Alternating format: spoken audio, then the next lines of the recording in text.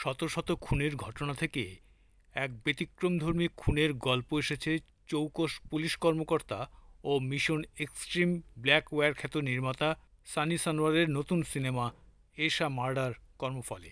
2023 সালের নভেম্বরে সিনেমার মহরত অনুষ্ঠানে ঘোষণা দেওয়া হয়েছিল 2024 সালের রোজার ঈদে প্রেক্ষাগৃহে মুক্তি পাবে এশা মার্ডার কর্মফল। তবে ঈদের আগে টিজার প্রকাশ করে জানানো হয় রোজা নয়, কোরবানি ঈদে আসছে সিনেমাটি। শেষ পর্যন্ত তা আর হয়নি। এরপর আর কোনো খোঁজখবর পাওয়া যাচ্ছিল না। নির্মাতা ও প্রযোজকরাও নিশ্চিত করে কিছু বলছিলেন না। অবশেষে এশা মার্ডার কর্মফলের নতুন পোস্টার প্রকাশ পেল। ঘোষণা দেওয়া হলো এবার 2025-এর কোরবানি ঈদে সারা দেশের প্রেক্ষাগৃহে মুক্তি পাবে এশা মার্ডার।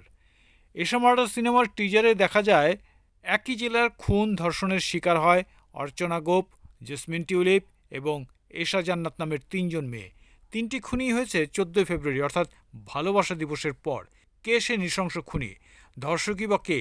উত্তর খুঁজতে মিশনের নামে পুলিশ কর্মকর্তা লিনা। পরিচালক সানি সানোয়ার বলেন, কর্মজীবনে বহু খুন তদন্তের মাধ্যমে উদ্ঘাটন করলেও এই ঘটনা বিশেষভাবে নাড়া দেয় আমাকে। 2018 থেকে 23 পর্যন্ত 5 বছর সময় নিয়ে চিত্রনাট্য প্রস্তুত করেছেন বলে জানান নির্মাতা। সিনেমাটির নাম ভূমিকায় অভিনয় করেছেন পূজা ক্রুজ, যিনি 2018 সালে চ্যানেল আই লাক্স সুপারস্টার প্রতিযোগিতায় ছিলেন। পরে অভিনয় শিখতে থিয়েটারে যুক্ত হন। পুলিশ কর্মকর্তা লিনার ভূমিকায় আছেন আজমিরি হক বাঁধন। ক্যারিয়ারে প্রথমবার পুলিশের চরিত্রে অভিনয় করছেন তিনি। চরিত্রটি বিশ্বাসযোগ্য করে তুলতে চেষ্টা কোনো ত্রুটি রাখেননি বলে জানিয়েছেন অভিনেত্রী বাঁধন।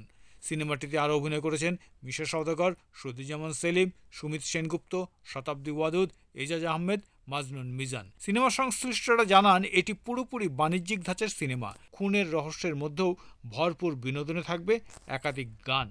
সিনেমাটি প্রযোজনা করেছে কপ ক্রিয়েটিভ ও বিঞ্জ।